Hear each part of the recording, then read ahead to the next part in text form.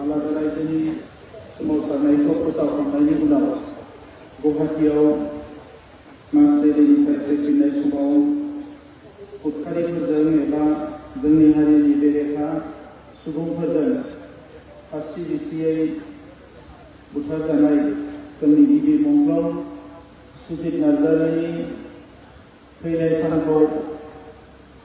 बर' माहारिया दुलाराय बर' फरायसा आफादनि दैदेननायाव मुंख्लं सान महरै फालिबोदों आरो दिनैबो जोङो बेखौ जोबोद गाजा गोमजायै फालिदों, गोसो गोरबोजों फालिदों। दा बे हाबाफारिखौ दैदेननाय जोंनि बयनिबो अनजानाय आथिखालनि बर'नि सासे जोबोद गोख्रों दैदेनगिरि बर' थुनलाइ आफाद बर' फरायसा आफादनि आफादगिरि दिपेन बर' बिथां दिनैनि बे हाबाफारियाव बाहागो लानो हानाय आसाम आयेन आफादनि बुंथिगिरि मानगोनां बिश्वजित दैमारि बिथां दिनैनि हाबाफारियाव गाहाय आलासि महरै बाहागो लाफैनो हानाय जोंनि बर' हारिजों थांनाय 30 बोसोरसो जोबोद खाथि सोमोन्दो थानानै जोंनि फरायसा आफाद बर' थुनलाइ आफाद गुबुन गुबुन आफादफोरखौ मदद होबोबाय थानाय बिथाङा दायो भाइस चेन्सेलर प्रफेसर रमेश बर'दुवा सार जोंनि बेवहाय बाहागो लानाय जोंनि डिपुटि चिफ बिथां बिटिसिनि जोंनि स्पिकार बिथां बर' थुनलाइ आफादनि गाहाय नेहाथारि नीलकान्त गयारी बिथां इएम बिथांमोन एमएसएलए बिथांमोन एमएलए बिथांमोन आरो बड'लेण्ड इउनिभार्सिटी रेजिस्ट्रार डक्टर सुबुं बसुमतारी सिएसपिनि चेयारमेन डक्टर दीपक बसुमतारी आरो बाहागो लाफैनो हानाय प्रिन्सिपाल बिथांमोन प्रफेसर बिथांमोन आरो बर'नि गुबुन गुबुन आफादनि मानगोनां दैदेनगिरि नोंथांमोन लोगोसे बे ओनसोलनिफ्राय नुजाफैनो हानाय रायजो राजाजों लोगोसे फरायसुला फरायसुलि फंबाय बिनानावमोन आं बयनिसिमबो गोसो गोरबोनि अननाय आरो सिबिनायखौ बावहरबाय। बे जौसांनिफ्राय सुजित नार्जारिनि सोरगोआरि जिउ सोलेरनि खाथियाव आङो गोसो गोरबोनिफ्राय खुलुमनाय आरो सिबिनायखौ बावहरदों। अबंलावरिनि खाथियावबो आरज गाबदों बिथांखौ अराय सम सोरगोआव आलो गोजोनै थानो जेन' जायगा होयो आरो बिथांनि न'खरनिसिमबो आंनि गोसो गोरबोनि अननाय आरो सिबिनायखौ बावहरदों। बिथांजों लोगोसे बे 6 बोसोरनि सोमावसारनायाव 1135 सुबुङा खास्रि बिस्रि बुथारजादोंमोन। बिथांमोनखौ दुलाराय बर' फरायसा आफादनि बै सोमावसारनाय समनि मुंख्लं होनानै जों बयबो मान होयो। बिथांमोन साफ्रोमनोबो आङो गोसो गोरबोनिफ्राय खुलुमनायखौ बावहरदों। बिनि उनाव डिएलटिनि सोमावसारनायावबो गोबां मुंख्लं जादों, एनडिपिनि सोमावसारनायावबो गोबां मुंख्लं जादों। बिनि सिगाङाव बर' थुनलाइ आफादनि हांखोनि सोमावसारनायावबो मुंख्लं जादों आरो बे सोमावसारनाय मुंख्लं बिथांमोनखौ आङो दिनै बे जौसांनिफ्राय खुलुमनाय आरो सिबिनायखौ बावहरदों। मानगोनां रायजो राजा नोंथांमोन दुलाराय बर' फरायसा आफादा हारिनि सिनस्रि महरै हारिनि गासैबो बिथिंफोरखौ रुजुनानै थांनाय 50 बोसोरनिफ्राय बांसिन सोमावसारबोदों। गुबुन गुबुन बिथिंफोरखौ लानानै खामानि मावबोदों। खुनु कमप्रमाइज गैयाजासे, थाद'नाय गैयाजासे, गिनाय गैयाजासे, मेंनाय गैयाजासे खामानि मावबोदों।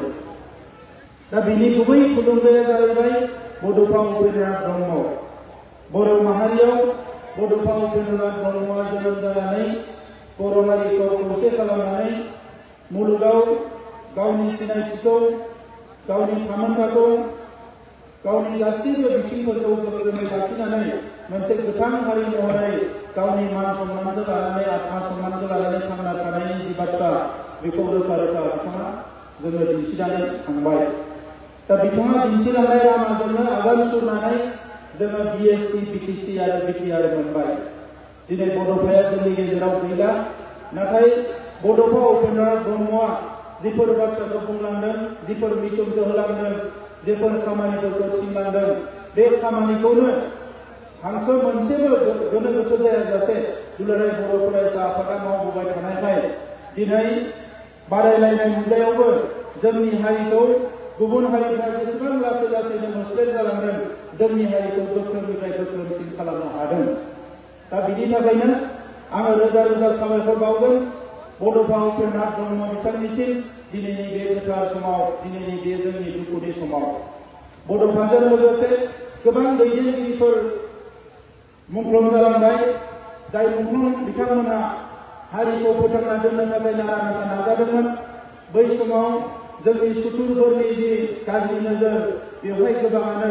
गाब्र'नो गोनां जादोंमोन एबा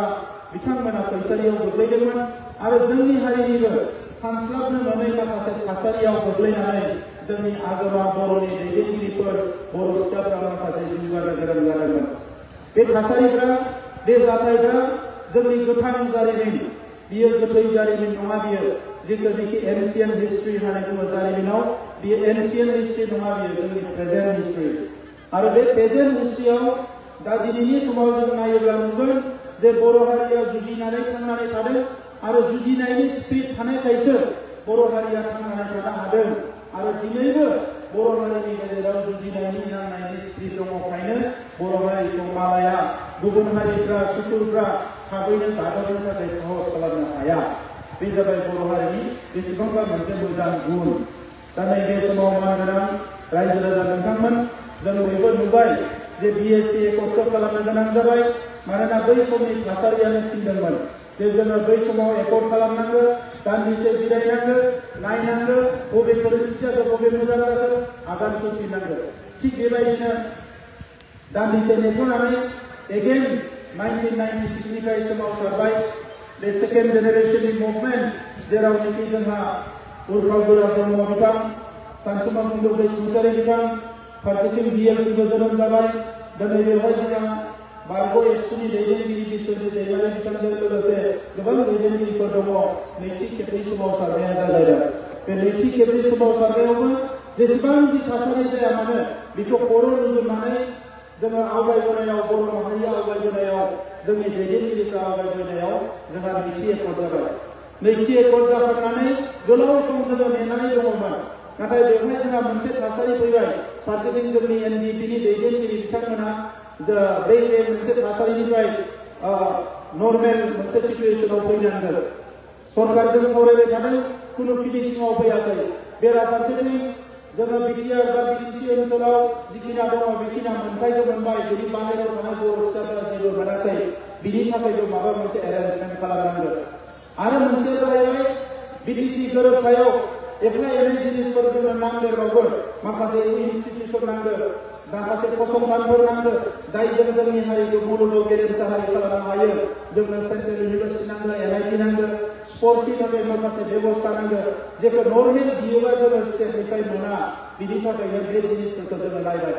आरो बेराफारसेथिं दिनै जोंनि सिमाया अरनाय गोदो संकसनिफ्राय सदिया होननानै बुंदोंमोन बड'फानि समाव संकसनिफ्राय सदियाखौ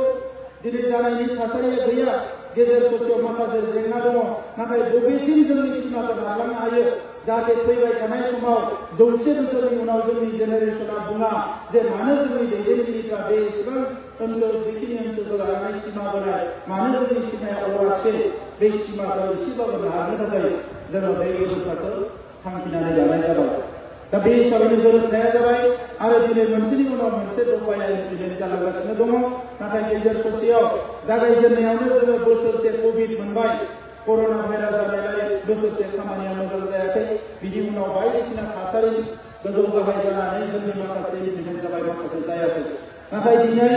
आङो बिटिसि काउन्सिलाव फैदोंब्लाबो राजखान्थियाव फैदोंब्लाबो मावनाय दांनायाव बै सोमावसारनाय समाव जेरै माखासे प्रेसार एबा खामानि मावदोंमोन दिनैबो दिल्ली आरो दिसपुरनि अफिसारफोरजों बिथांमोननि मन्थ्रिफोरजों बिथांमोननि कनसार्न अथरिटिफोरजों जोङो सेम प्रेसाराव खामानि मावबाय थादों जे जेरैखि जाया बेखौ मावहोनो थाखाय दा ओंखायनो आंहा फोथायनाय दङ दिनै सा सानजा भारतआव गोबां हाथियार लानाय सोमावसारग्राफोर दङ बिथांमोननि जेंनाया जोबाखै बेखौ लानानै एखम्बा एखम्बा जायफोर अथरिटि दङ बिथांमोना माखासे साननायाव गोग्लैयो सानहाबनायाव गोग्लैयो नाथाय जोंनि जेंनाया 2002 मायथाइयाव जोबनाय लोगो लोगो बियो भारत सरकारनि थाखायबो आसाम सरकारनि थाखायबो राजखान्थि खालामग्रा मानसिफोरनि थाखाय आरो जायफोर कनसार्न अथरिटि पिस शांति लाबोनो नागिरग्रा गोजोन लाबोनो नागिरग्रा मोजां थासारि दानो नागिरग्रा बे कनसार्न अथरिटि एजेन्सिसफ्रा दिनै बेखौ बेसेबांबा गिदिर मोनसे एग्जाम्पल बायदि लानो हादों ओंखायनो बेयो मोनसे नेशनेल कमिटमेन्ट दिनै नङा गाबोन भारत सरकार आसाम सरकारा बेखौ 100% इमप्लिमेन्ट खालामनांगोन बेवहाय जोंहा 1% खौ कमप्रमाइज गैया बेयो रोखा रोखा खालि बाथ्राया बेखौ आं दिनै पलिटिक्सआव दङ जोंहा बिश्वजित दैमारि आदा बिथाङा पलिटिक्सआव दङ गोबिन्द दया पलिटिक्सआव दङ जों बयबो पलिटिक्सआव दङहाय खालि जोंनि बाथ्रा बुंनाय